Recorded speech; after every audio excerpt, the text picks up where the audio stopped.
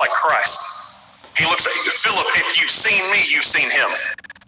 So how do we get to know what the Father looks like? Read the red letters. See what he did. See how he treated people. See how he talked to people. And the only people that Jesus ever seemed angry and frustrated at were the ones who were keeping the people away from the Father.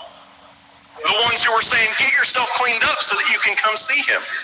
But that's not the way that the Father operates.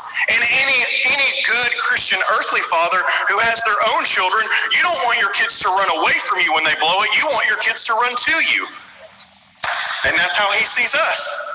And so I want you to get it into your heart this morning that the Father is not angry. He's not frustrated at your lack of progress. He actually wants to come close to help you with the progress that you're making. Now, and we won't come close if we feel like he's angry and we feel like he's frustrated with us, but it's so easy to put the face of our dads on him. And I don't even want my kids to put my face on him, because I get angry and I get frustrated and I lose patience, and I'm not kind all the times, and I use the wrong words, and sometimes I get frustrated over dumb things that don't really matter, but God doesn't. Come on. Come on. Listen, when the Father looks at you, he sees you, but he sees you with the righteousness of Jesus. He who knew no sin became sin so that you and I could become the righteousness of God in Christ. And so here's what I want you to know this morning. If you are a son, a believer in God, you are completely righteous. Not based on your behavior, based on his. Based on his. I heard someone say recently, you cannot grow in righteousness.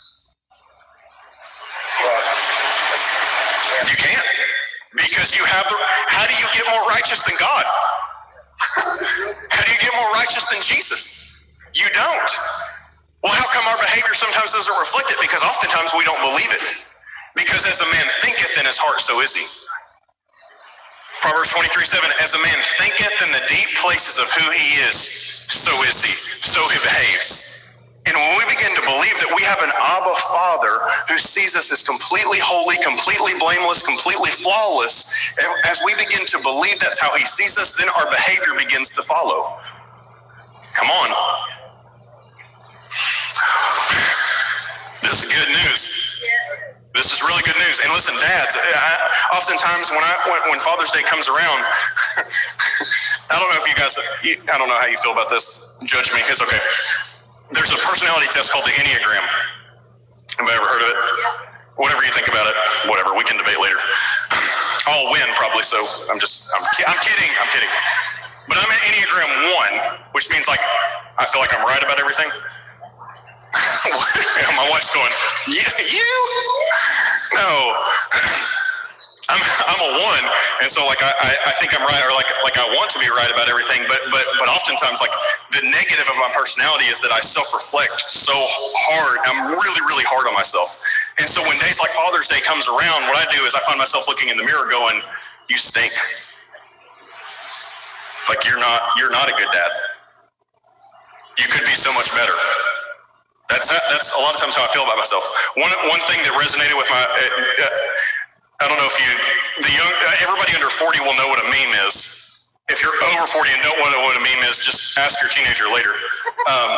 But it's basically a joke. But the one that I saw, somewhere like, I can't believe you said that. Tim makes fun of young people, so can I make fun of old people? Is that okay?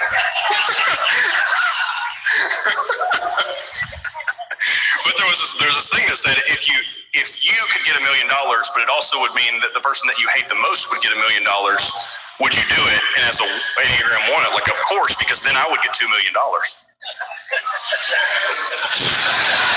Right.